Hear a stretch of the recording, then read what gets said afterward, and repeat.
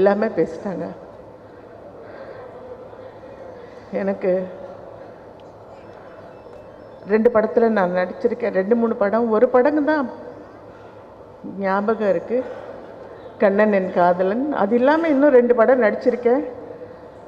எனக்கு இப்போ கொஞ்சம் ஞாபக மறதி வருது. எனக்கு எப்பவுமே ஜெயலலிதா அம்மாவை பார்க்கும்போது ரொம்ப வியப்பாக இருக்கும். ஒரு வாட்டி நாங்கள் ஹைதராபாத்துக்கு போய் திரும்பி வரும்போது ஃப்ளைட்டு 4 hours டிலே. ஏர்போர்ட்டில், பேகம்போர்ட் ஏர்போர்ட்டில் உட்காந்துருக்கோம். 4 hours அவங்க ஒரே இடத்துல இப்படி கை வச்சுக்கிட்டு உட்கார்ந்தாங்க. அசையவும் இல்லை, ஆடவும் இல்லை, யாருக்கிட்டேயும் பேசவும் இல்லை. அந்த மாதிரி எப்படி உட்கார முடியும் அப்படின்றது அப்பத்துலேருந்தே எனக்கு ஒரு ஆச்சரியம். அவங்க ஷூட்டிங்குக்கு வந்தால் தண்ணி குடிக்கிறதோ, டிஃபன் சாப்பிட்றதோ, இல்லை டச்சப் பண்ணுறதோ, யாராவது வந்து அவங்களுக்கு ஹேர் ஸ்டைல்ஸ் சரி பண்ணுறதோ நான் பார்க்கவே இல்லை. போன உடனே ஹலோன்னா ஹலோ, எப்படி நல்லா இருக்கீங்களா, எங்கிட்ட தெலுங்கில் தான் பேசுவாங்க. நான் என்ன நினைக்கிறேன், எல்லாரும் பிறந்துடுவோம். பிறந்ததுக்கப்புறம் காரணத்தை தேடிக்குவோம், வாழ்க்கையை தேடிக்குவோம். அவங்க அப்படி கிடையாது. காரணத்தோடையே பிறந்தாங்க, காரணத்தோடையே வளர்ந்தாங்க, காரணத்துக்காகவே தன் வாழ்க்கையை அர்ப்பணிச்சுக்கிட்டாங்க. இது நான் என்ன நினைக்கிறேன்னா, நம்ம உலகத்தில் 7 wonders சொல்கிறாங்க இல்லையா, இது 8th wonder. அது நம்ம தமிழ்நாட்டில் நடந்திருக்கு. அது நினைக்கும் போது தான் எனக்கு ரொம்ப பெருமையாக இருக்கும். ஒரு அழகுக்கு,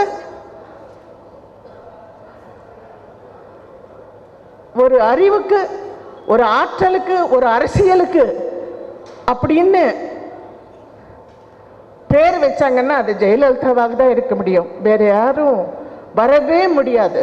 எவ்வளவு அமைதி, பேசும்போது எவ்வளவு அமைதி. நான் அவங்கள பார்த்தே 35 வருஷம் ஆகிப்போச்சு. அதுக்கப்புறம் ஒரு நாள் அவங்க ஆஃபீஸ்லேருந்து எனக்கு ஃபோன் வருது, ஹைதராபாத்தில் இருக்கேன், நீங்கள் வரணும், அம்மா உங்களை பார்க்கணுன்னு சொல்கிறாங்க. எனக்கு ஒரே பயம், எதுக்கு கூப்பிட்றாங்களோ தெரியாது. அப்புறம் நான் போனேன். டிக்கெட் அனுப்புவான்னு கேட்டாங்க. டிக்கெட் எல்லாம் எனக்கு அனுப்ப வேண்டாம், நானே வந்துடுறேன் அப்படின்னு சொல்லி நான் போனேன். கோட்டைக்கு வர சொல்லியிருந்தாங்க. நான் ஒரு 10:30 மணிக்கு போனேன். அவங்க ஒரு 11 மணிக்கு வந்தாங்க. வந்த உடனே அந்த ரூமுக்கு என்னை கூட்டிகிட்டு போனாங்க. நான் என்ன நடக்குது என்னன்னு எனக்கு ஒன்றுமே தெரியாது. அப்படியே நேராக ரூமுக்குள்ளே போனேன். ஒரு 100 கிளிக்கு ஃபோட்டோஸ். அதுக்கப்புறம் எல்லாரும் வெளியே போயிட்டாங்க. 10வது நிமிஷம் யாருமே இல்லை, கதவு சாத்திட்டாங்க. ఉడనే తెలుగులో వాణిశ్రీ గారు మీ హస్బెండ్ని పరిచయం చేయండి, మీ పిల్లల్ని పరిచయం చేయండి, మాట్లాడండి అన్నారు. அப்போதான் நான் தெளிவாயிட்டேன். இவர் தான் என் ஹஸ்பண்ட், என் குழந்தைங்க. நான் எதுக்கு கூப்பிட்டேன் உங்களுக்கு தெரியுமா? உங்கள் டாக்டர் 7 மெடல்ஸ் வாங்கிட்டு தினத்தந்தியில் ஃப்ரண்ட்டு ஃபோட்டோ இருந்தது. அப்போ நான் 2-3 பேரை கூப்பிட்டு கேட்டேன், யார் இந்த அம்மா, இந்த பொண்ணு யார்?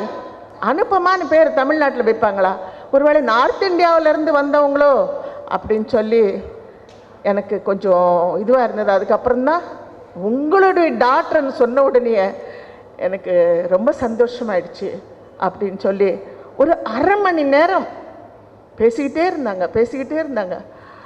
அவங்களுக்கு சினிமா நடிகைகளோ நம்ம கூட நடித்தவங்களோ அந்த டைமில் நம்ம இருந்தவங்களோ யார் எதிர்க்க வந்தாலும் அவங்க சிரிப்பும் அவங்க பேசுகிறதும் ரொம்ப இனிமையாக இருக்கும். அப்பேற்பட்ட தெய்வத்தை நாம் இழந்தோன்னா எனக்கு ரொம்ப கஷ்டமாக இருக்குது. என்ன இருந்தாலும் தமிழகமே கண்ணீரில் வாடுது. இயற்கையே 3 நாளாக 4 நாளாக பாருங்கள் நீங்கள், வெயில் கிடையாது, மழையும் வரல, அது ஒரு டிப்ரெஷன்லேயே இருக்குது. அதனால் எனக்கு இந்த வாய்ப்பு கொடுத்த நடிகர் சங்கத்துக்கும் எல்லா ஃப்ரெண்ட்ஸுக்கும் எல்லாருக்கும் நன்றியை சொல்லி விடைபெறுகிறேன். வணக்கம்.